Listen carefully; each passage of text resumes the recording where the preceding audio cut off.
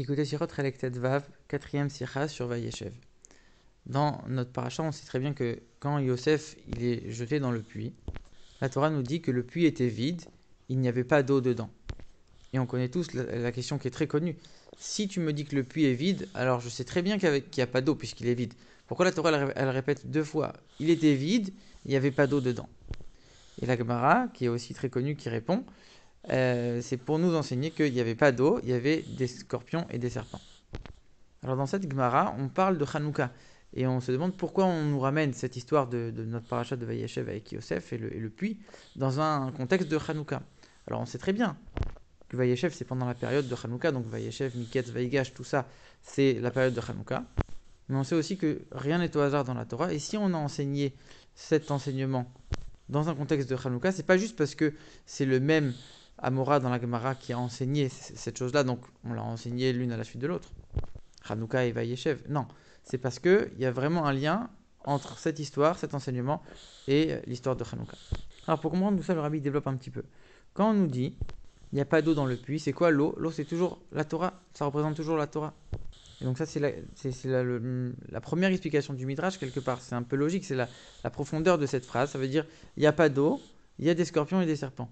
C'est-à-dire que quand il n'y a pas de Torah, quand il n'y a pas de parole de Torah dans la tête, dans la bouche, alors automatiquement, il y a des bêtises, il y a des choses futiles, voire même des choses négatives qui remplacent le vide.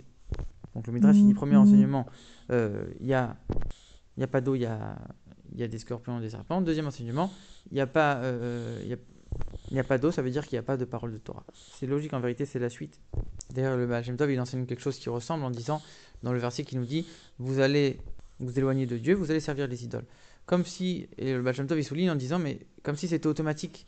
En vérité, dès que tu te détaches de Dieu, tu peux pas être détaché de Dieu et être neutre. Si tu te détaches de Dieu, tu vas forcément finir par servir les idoles. Donc ici, en l'occurrence, il n'y a pas d'eau, il n'y a pas de bonne chose, il n'y a pas de Torah, donc automatiquement, il y a quelque chose de négatif, c'est-à-dire la vente de Yosef. Alors, c'est quand même étonnant, il faut comprendre. Pourquoi, dès qu'il n'y a pas de Torah, automatiquement, il y a des choses négatives, il y a des bêtises? Pourquoi? Ça a l'air assez surprenant quand on y réfléchit un petit peu. Et d'un autre côté, pourquoi on nous dit que les frères de Yosef, tout de suite, on dit que c'est quelque chose de négatif? Eux, ils ont voulu faire quelque chose de bien. C'est-à-dire que d'après leur jugement, Yosef était passible de mort d'après les lois de la Torah. Alors eux, ils se sont trompés. Mais ils avaient étudié la Torah. Je ne peux pas dire qu'ils n'avaient pas de Torah. Ils avaient étudié la Torah et ils se sont trompés dans leur jugement. Alors pour comprendre ça, déjà, il faut expliquer pourquoi la Torah elle est comparée à l'eau. Qu'est-ce qu'on cherche quand on établit cette comparaison? Parce que la Torah elle est comparée à plein de choses. La Torah elle est comparée au pain, elle est comparée au vin, elle est comparée à l'huile, elle est aussi comparée à l'eau. Alors en vérité, quand on parle de l'eau, on fait référence à une certaine idée.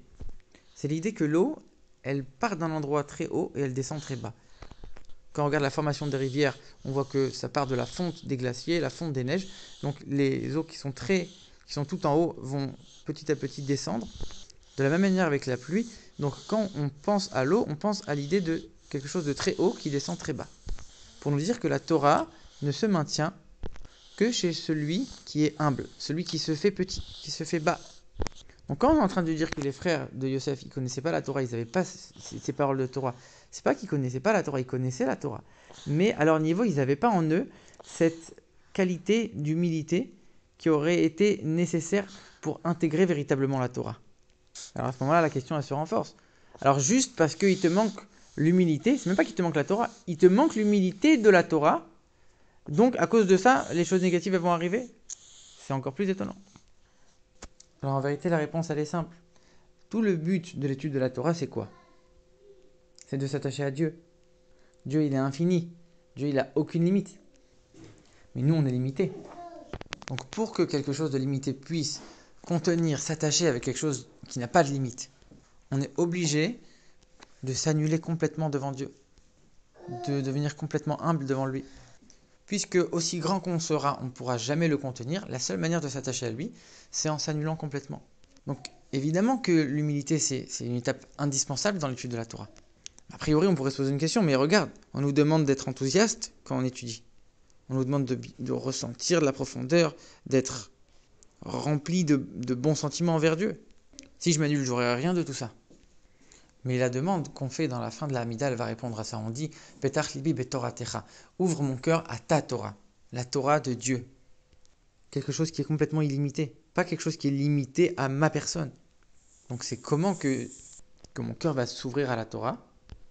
Et nafshi qui a affaire à la colle. D'abord, je demande à Dieu que je sois considéré comme rien devant tout le monde. Et là, mon cœur pourra s'ouvrir à la Torah de Dieu. D'abord, il faut s'annuler complètement, se soumettre complètement à Dieu. Et à ce moment-là, Dieu, il va remplir mon cœur. Il va ouvrir mon cœur. Donc oui, après, puisque c'est Dieu lui-même qui va ouvrir mon cœur. Donc oui, j'aurai tout l'enthousiasme qui est demandé. Mais la première étape, c'est d'abord l'annulation et la soumission à Dieu complètement. Et quand on regarde un petit peu les lois d'étude de la Torah, il y a quelque chose qui est assez surprenant. C'est qu'on a la mitzvah de parler, de prononcer les mots de la Torah pour être quitte de l'avoir étudié. Et celui qui pense à la Torah, quelque part, il n'a même pas besoin de faire la bénédiction sur la Torah puisqu'il ne l'a pas prononcé. Donc penser et prononcer, c'est très différent. Mais d'un autre côté, on voit que pour ce qui est de la Torah orale, celui qui n'a pas compris ce qu'il a étudié, même s'il a prononcé, ça ne marche pas. Donc c'est quoi l'essentiel? C'est comprendre ou c'est prononcer? Si celui qui ne comprend pas, il n'est pas quitte, alors pourquoi c'est tellement important de prononcer? En vérité, la réponse, c'est ce qu'on a dit tout à l'heure. Quand on dit que l'étude de la Torah, elle doit être empreinte d'annulation, de soumission envers Dieu, c'est pas seulement au début, en tant que préparation à l'étude. Même l'étude elle-même, elle doit refléter cette idée-là. Donc quand quelqu'un il va comprendre avec son intellect quelque chose qu'il va étudier, l'intellect c'est quelque chose qui est très élevé dans l'être humain. Donc quelque part, il est resté un petit peu en hauteur.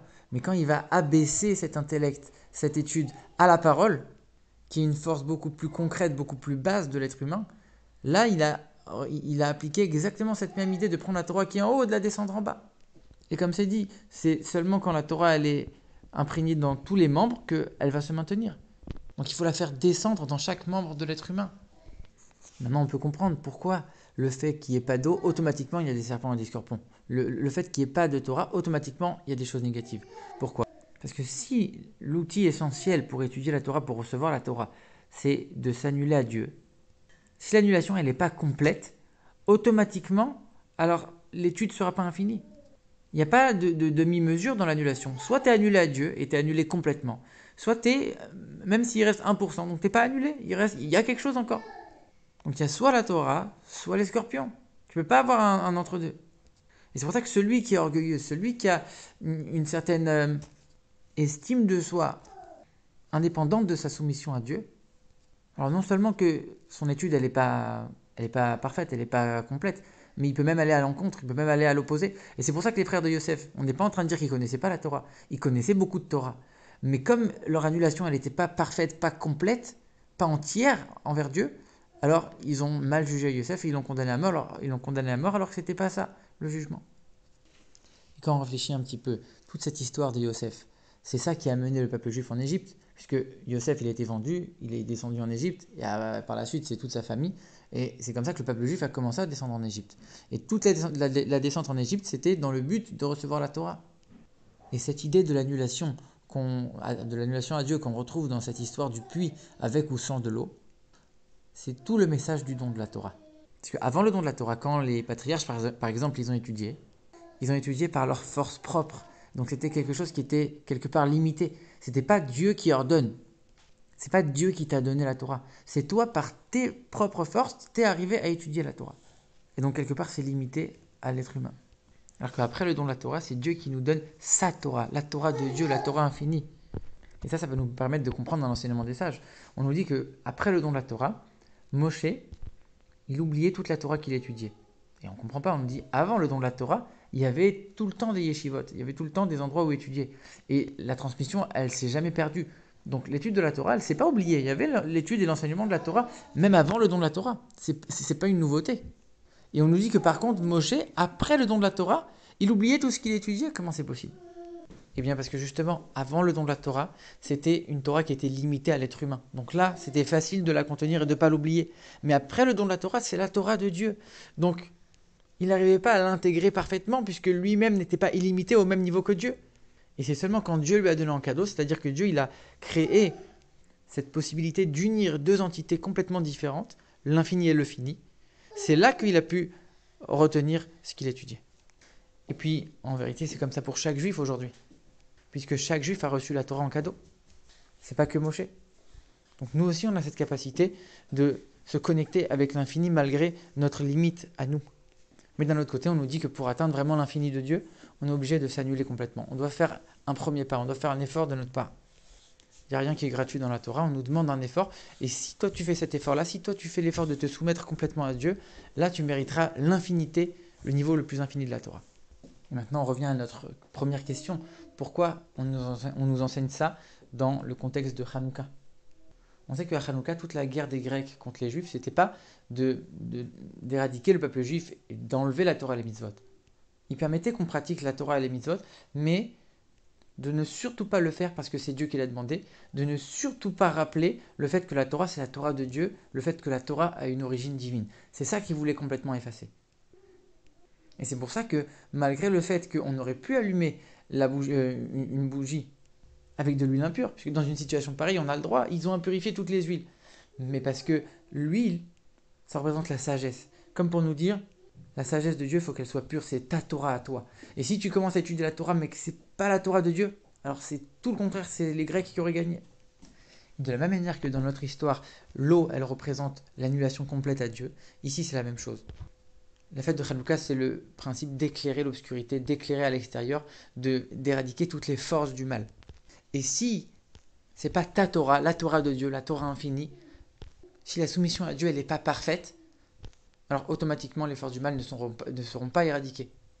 C'est justement grâce au fait que la soumission elle est complètement entière envers Dieu, que la Torah c'est la Torah de Dieu qui est infinie, qui est divine.